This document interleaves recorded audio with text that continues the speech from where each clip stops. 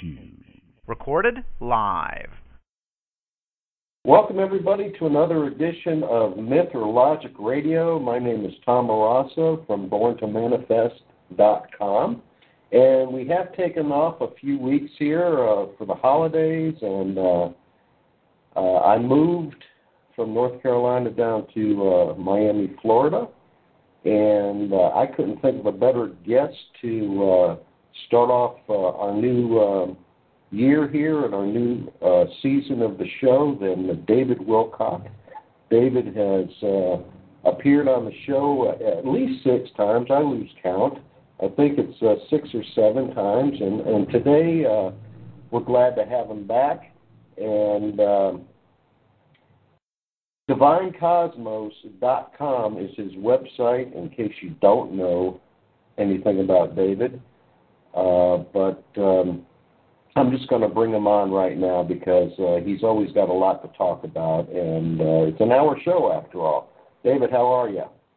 Well, Tom, I'm doing very well. I just got back from a conference in San Francisco this past weekend, and after doing this 16-hour lecture enough times and having so much material to tie together, it's really starting to tighten up, and my narrative through line as I weave through all this different stuff is getting a lot more comprehensible. So it really went over well. We also had our artist Andrew Jones there, and he's got this system that he's worked out involving the use of live 3D animation with what are called particles. And these are not just like pieces of smoke or fire or whatever you would normally think of particles doing, like little stars or something that shoot out of a single point. This is like very elaborate, wonderfully colorful, 3D-looking geometries and patterns of light and kaleidoscoping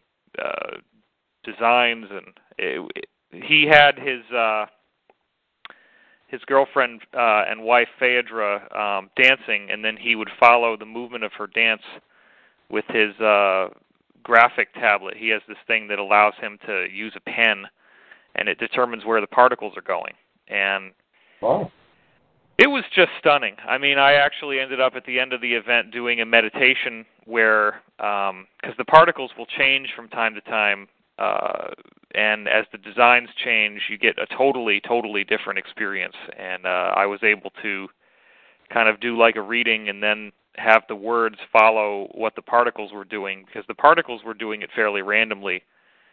They just cycle through these different things, and he has the option to like click through one of them if he doesn't think it's appropriate. But essentially, the timing is fairly random, and so I was able to kind of match the words to the presentation enough that actually a couple times people laughed because it was so well integrated. And there were some synchronicities too, like, you know, I would be talking about something, and then the next particle that came up would actually be relevant to that. But I got to say, it was such a, you know, bringing in his performance art was such a transcendent experience. And also, as I'm sure we've talked about on this show before, Larry Sire and I have worked on a musical album together called Wander Awakening, which actually has 25 vocal songs and then 25 interludes. And the interludes are voiceover in a speaking voice, but then there's music composed behind them, and that music runs the whole spectrum of all different types of styles, depending on what that part of the story needs. But it's literally a 2.5-hour adventure that's talking about, ultimately it's really about a class in self-love and how we get lost in relationships and we lose track of ourselves and we lose track of our spiritual center. And it was something that really has been years in the making. I felt as if I had given up my musical aspirations in order to get into this metaphysical stuff. There was a critical moment that happened in 1996, which people who are long-term readers on my website will know about this. It was before I moved to Virginia Beach, which started off the whole business of everybody saying, oh my God, he looks like Edgar Cayce and all that crap that happened. But, you know, this was back when I was just an ordinary guy and I didn't really know what was going to be coming my way yet. The readings didn't even start until November of that year, and so this event happened before then. And I was I graduated from college in 1995, and I had been involved in this thing called chamber jazz ensembles, which is a class where they basically match you up with players and you get to be part of a jazz band. And I had studied with this really great jazz drumming teacher, Jeff Siegel, his name is, and he's, he was able to, I was able to get drum lessons financed by the college and by my tuition, which was a really good idea. And my musical ability in just 1 year progressed by a huge amount. And so when I got out of college, I continued to work with some players who I'd found in college, and one of whom was this guy named Andy Rail. And he really was like, he was the heavyweight champion of our band. I mean, everybody else was just kind of in awe of this guy, and he was a jazz piano player. And you know that in terms of instruments, I mean, when you really get right down to it, I think really good jazz piano is about the most difficult there is, because you're doing crazy chords with the left hand, and then you're basically doing melody lines and chords with the right hand, and you're basically accompanying yourself. And I don't really know of any other instrument that's that difficult, but he was just a phenomenal jazz keyboard player. And so we had this band that we called Rosendale Jazz Project because we lived in Rosendale, New York. And we never actually recorded anything officially, which I really feel is a shame. We have some crappy recordings that we literally did with just like a boombox.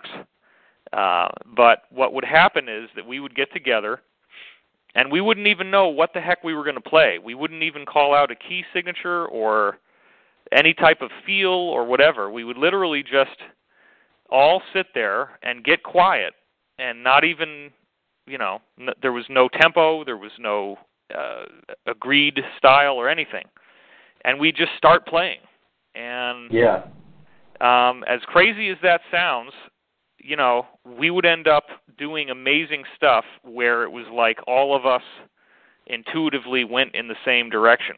And it was definitely like a form of musical channeling. I don't think people realize when you're listening to live jazz, psychic stuff happens all the time in jazz, and people just kind of, if you don't really know about jazz, you think that it's arranged. You think that they've actually planned out this stuff, but a lot of times they haven't. Like you'll hear, for example, one of the things that would happen a lot is as the drummer in the band, I have the ability to go underneath somebody's melody line. If somebody starts doing a certain rhythmic pattern and they repeat that pattern, I can grab that pattern on the drums, and then it kind of makes it much more arranged sounding as if we'd planned it out. And any good drummer will do that. He's going to listen to the soloist. And rock and roll, you really can't do that too much because you want to keep the backbeat going. But anything more like jazz or jazz fusion or whatever, you have that option. So what would happen is, and this is really strange, but we would be going along playing this music, and then suddenly I would just get this idea to go for a certain particular fill and play a certain rhythmic pattern on the drums, and then simultaneously Andy would play exactly the same pattern on the keyboard. Yeah. And as soon as it started to happen, we'd grab onto it and keep doing it. And as a result, it would sound like, wow, these guys really planned this all out. And as I said, we literally just started playing from nothing. So it was just an intuitive psychic connection you guys had. Yeah. I call that painting the song. That's what it really is. It's like you're just, you're in the moment, and it's almost like you're reading each other's minds. Absolutely. And the only reason why I'm bringing this up again is just to point out that this is a standard thing. If you have any players in jazz who are quote unquote good, I mean, it's standard in jazz that you psychically read each other's minds and actually, will have all these synchronicities happen while you're playing, and everybody else just thinks, oh, they just wrote that out. But for us, I mean, it was even one step beyond that because we didn't have a bass line, we didn't have any direction, and it was totally improvisational. And yet sometimes, I mean, literally there were times where we all just spontaneously rearranged around a new idea, and from the very beginning of the idea, it sounded like that's what we'd always intended to do. And so anyway, the reason why I'm bringing all this up is that I felt like working with somebody like Andy was just a tremendous honor, and it really allowed me to use some things that I wouldn't have normally done. I was playing rhythms that were effectively in two different time signatures at the same time, which is not an easy thing to do. I was able to develop total independence of all four limbs, which means that each of the different limbs of my body is playing a different pattern that's not necessarily repetitive either, but can be. And so I was able to do there was one song that we did that happened quite spontaneously that was in kind of like an Arabian minor scale, and I'd asked Andy to learn that scale because I really liked it. It gives you that Middle Eastern flavor. And so we were in this kind of thing, and I was playing a beat where most of the beat was in 6/8, which means 1 2 3 4 5 6 1 2 3 4 5 6. But then I was actually doing 1 2 3 4 and doing a pattern like that on the hi-hat. The bass player actually was playing something in 4, and I anchored him on my hi-hat with my left foot, and then the other 3 limbs I was playing in 6/8. And that kind of boggled his mind. I mean, he actually lost track of it a couple times, and that was one of the things that ultimately broke the band down, is that he thought that I was screwing up because he didn't have the internal hearing to hear, what I was actually playing. But anyway, what ended up happening, just to kind of cut to the point, because there's a lot of other things we need to talk about today, is that these guys basically, there was a tension that developed with the bass player because he felt like he was being embarrassed by me. He couldn't anchor himself to just one of the instruments on my drum kit and not be able to be in time with the other ones. And he was saying that I was the one that, really wasn't skilled enough as a musician and that I should be practicing more than I was.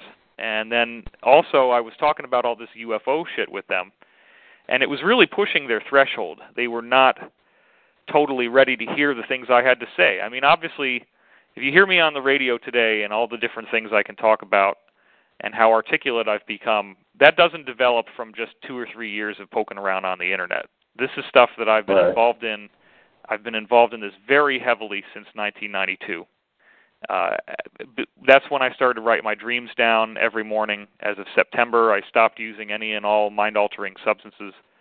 And then 1993 is when I started to actually read books, the first of which was Richard Hoagland's book, Monuments of Mars. So even by mid-93, I was hip to the idea that you have pyramids on another planet, that you have monuments on the moon, that these are obviously built by humans of some kind, because, again, the face on Mars is not some alien-looking face. It's a face that looks very simian, very ape-like, and effectively human. And as much as there's been controversy around this, it's all part of the psyops. It's part of the disinformation. I had also found very clear evidence that, in fact, the outline of Washington, D.C. corresponds to the locations of the things that are on the Martian plateau very nicely. You can look at the Pentagon, which is over there in Virginia on the other side of the river, the Potomac. And the Pentagon is actually the same shape as this pentagonal pyramid right near where the face on Mars is on Mars.